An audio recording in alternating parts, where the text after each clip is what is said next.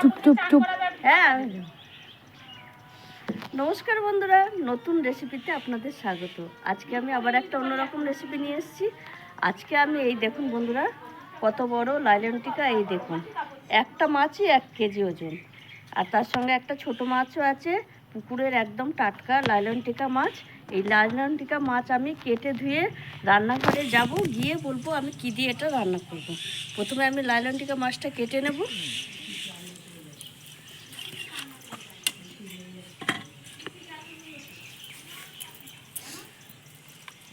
এই দেখুন বন্ধুরা, লাইলন টিকা মাছের কাঁটাগুলো খুব শক্ত, ওই জন্য আমি ছাই নিয়ে নিয়েছি। এই কাঁটাগুলো কাটাই খুব মুশকিল। আমি আগে এইভাবে কাঁটাগুলো কেটে নেব। এই দেখুন বন্ধুরা, আঁশ সব ছাড়ানো হয়ে গেছে মাছের, আর কাঁটাও কেটে নিয়েছি। এবার আমি মাছটা কেটে নেব।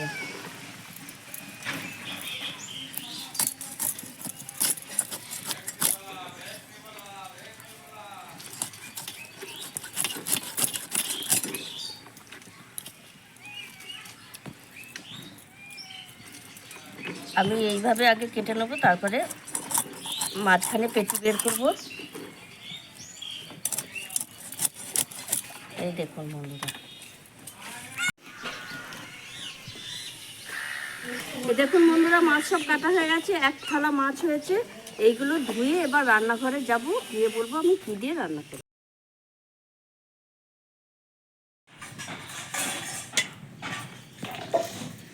এই দেখুন বন্ধুরা, মাছ কেটে ধুয়ে নিয়ে এসেছি। এবার আমি এই মাছটা আলু আর বিনস দিয়ে পাতলা ঝোল করব। এইখানে আমি কেটে নিয়েছি এই যে আলু, বিনস, আর এই যে ক্যাপসিকাম, ধনেপাতা কুচি, কাঁচা লঙ্কা বাটা, আদা বাটা, সর্ষের তেল, তেজপাতা, কালো জিরে, লঙ্কার গুঁড়ো, নুন, হলুদ গুঁড়ো আর জিরে গুঁড়ো।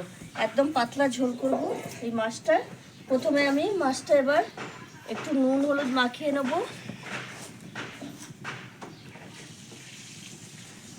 এদিকে আমি উনুনটা ধরিয়ে দিয়েছি, উনুনটা ধরে গেছে।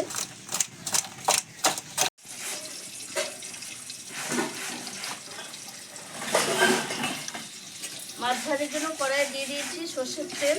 তেলটা একটু গরম হলেই মাছটা আমি ছেড়ে দেব। হয়ে গেছে, এবার আমি মাছ ভেজে নেব।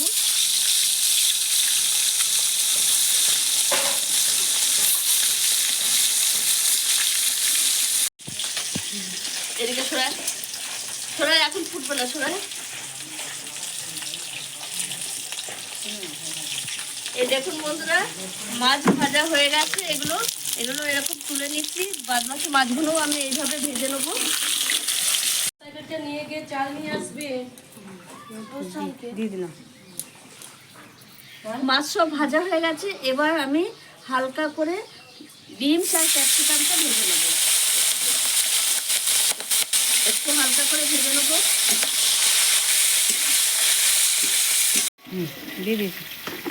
হালকা করে ভাজা হয়ে গেছে, তুলে নিচ্ছি।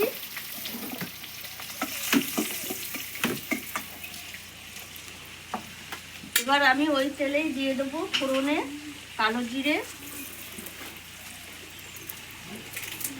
তেজপাতা।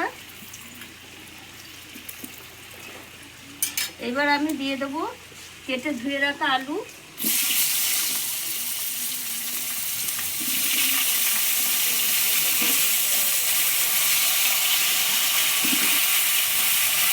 এর মধ্যে আমি দিয়ে দেবো স্বাদ মতো নুন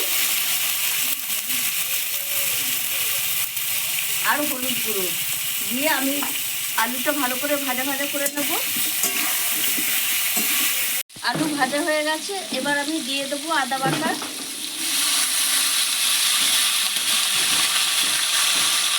কাঁচা লঙ্কা বাটা, জিরের গুঁড়ো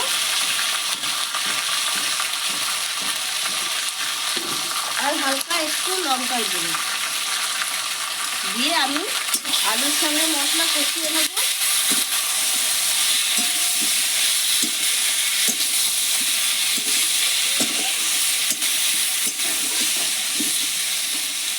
একটু জল দিয়ে দেবো যাতে মশলাটা পুড়ে না যায়।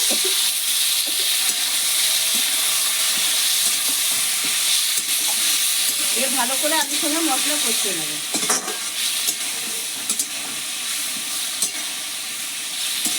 কষা হয়ে গেছে, এবার আমি দিয়ে দেবো ভেজে রাখা বিনস আর ক্যাপসিকাম। আলুর সঙ্গে একটুখানি নেড়ে চেড়ে মিশিয়ে নেবো, দিয়ে জল দিয়ে দেবো।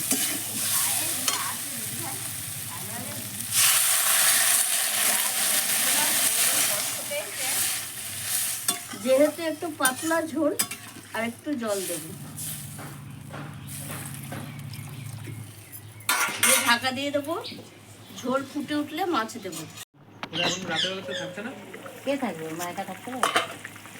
এই দেখুন বন্ধুরা, ঝোল ফুটে উঠেছে, আলু সেদ্ধ হয়ে গেছে, বিমসও সেদ্ধ হয়ে গেছে। এবার আমি ভেজে রাখা মাছ দিয়ে দেবো। মাছ দিয়ে 2 মিনিট ফুটবে। অলোক ছেড়েছে নাকি দেখলি? অলোক বললো আমি আজকেরই ছাড়বো, আমি তো জানতাম না এই ব্যাপারটা। মাছ দিয়ে 2 মিনিট ফুটবে, তারপর আমি ধনেপাতা দেবো। এইবার আমি দিয়ে দেবো ধনেপাতা কুচি। এইটা কেন নিচ্ছিস? এটা আমার ঠাকুরের লেখা। এই ধনেপাতাটা এখন শীতকালে অ্যাভেলেবেল পাওয়া যায়, আর খেতেও ভালো লাগে। তাই আমি ঝোলটা একটু নেড়ে দেবো, ধনেপাতা দিয়েছি, দিয়ে নামিয়ে দেবো। পেনও তো আছে ওখানে। এবার আমি নামিয়ে দেবো। দেখি সরাসরি গার্ডেন সাথে নাকি ঠাকুরের তাই।